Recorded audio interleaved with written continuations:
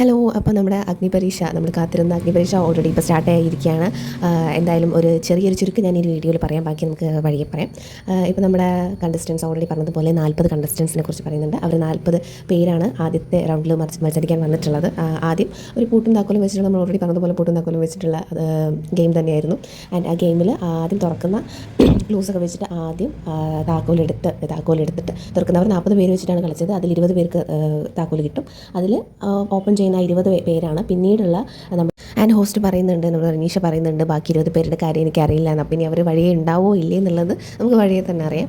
And അതിനുശേഷം ഈ 20 പേരെ ഒരു 3 ടീമായിട്ട്, അതായത് റിയാസ്, രഞ്ജിനി ആൻഡ് അഖിൽമാർ, ഇവരുടെ ടീമിൽ 3 ടീമാക്കി എടുത്തിരിക്കുന്നുണ്ട്. ഇനി അവർ തമ്മിലാണ് കളി എന്നുള്ളത് അപ്പോൾ നമുക്ക് അത് മനസ്സിലാകും.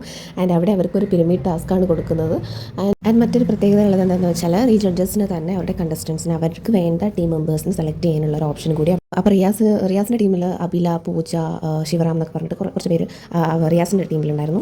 രഞ്ജിനിയുടെ ടീമിൽ അമൃത, വർഷ, മെയിനായിട്ടുള്ള പേരുകളൊന്നും എനിക്ക് ഓർമ്മയില്ല, നമുക്കതൊക്കെ വഴിയെ പറയാം. ആൻഡ് അഖിലിൻ്റെ ടീമിൽ എൽദോ, ഷിജിൻ, ബിജു തോമസ്, അങ്ങനെ കുറച്ച് പേരുമാണ് വരുന്നത്.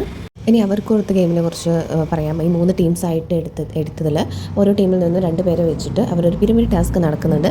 പിരമിഡ് ടാസ്കിൽ 3 പേരായിരിക്കും വിന്നാവുക. ആ വിന്നായതിൽ ഏറ്റവും ബെസ്റ്റായിട്ട് പിരമിഡ് ചെയ്ത് 3 പേരും ബെസ്റ്റായിട്ട് തന്നെയായിരിക്കും ചെയ്തത്. ബട്ട് അതിൽ ബെസ്റ്റിന് ഇൻഫിനിറ്റ് പെൻഡൻറ്റ്. ഈ ഇൻഫിനിറ്റ് പെൻഡൻറ്റിന് പല സവിശേഷതകളും, ഐ മീൻ പവേഴ്സും ഉണ്ട് എന്നൊക്കെ അവർ ജസ്റ്റ് പറയുന്നുണ്ട്. അപ്പോൾ അതെന്തൊക്കെയാണെന്നുള്ളത് നമുക്ക് വഴി അറിയാൻ പറ്റുള്ളൂ.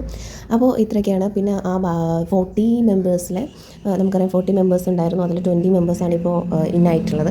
ബാക്കി 20 മെമ്പേഴ്സിന് നെക്സ്റ്റ് എപ്പിസോഡിൽ ഒരു അവസരം കിട്ടുമെന്ന് നമുക്കത് വീഡിയോ കാണുമ്പോൾ നമുക്ക് ലാസ്റ്റ് മനസ്സിലാവും. അപ്പോൾ അതും ഉണ്ടാവും തന്നെ വിചാരിക്കാം. ആൻഡ് നമ്മുടെ കാര്യങ്ങൾ നമുക്ക് വഴിയെ പറയാം. അപ്പോൾ ഈ വീഡിയോയിൽ ഞാൻ ഇത്രയേ ഉൾപ്പെടുത്തുന്നുള്ളൂ. ആൻഡ് നിങ്ങൾ എന്തായാലും ജിയോ ഹോട്ട്സ്റ്റാറിൽ കാണാം, അല്ലെങ്കിൽ ലൈവ് നമ്മുടെ ടെലികാസ്റ്റ് ഏഷ്യാനെറ്റിലുണ്ടായിരിക്കും. അതൊക്കെ ഓൾറെഡി അറിയാവുന്നതാണ്. എന്തായാലും ഷോ ഒന്ന് കണ്ടു നോക്കുക. കാരണം ഈ ഒരു ഷോയുടെ കണ്ടിന്യൂറ്റി, അതായത് ഒരു കണ്ടിന്യൂഷൻ ഉണ്ടാവാൻ ചാൻസ് ഉണ്ട്. ഏതെങ്കിലും നമ്മൾ കാണുന്ന ഒരു എപ്പിസോഡിൻ്റെ കണ്ടിന്യൂഷനൊക്കെ ഉണ്ടാവാൻ. അപ്പോൾ ഡേ 1 ഇത്രയൊക്കെയാണ് ഉള്ളത്. ബാലൻസ് നമുക്ക് വഴിയിടാം. അപ്പോൾ താങ്ക് യു.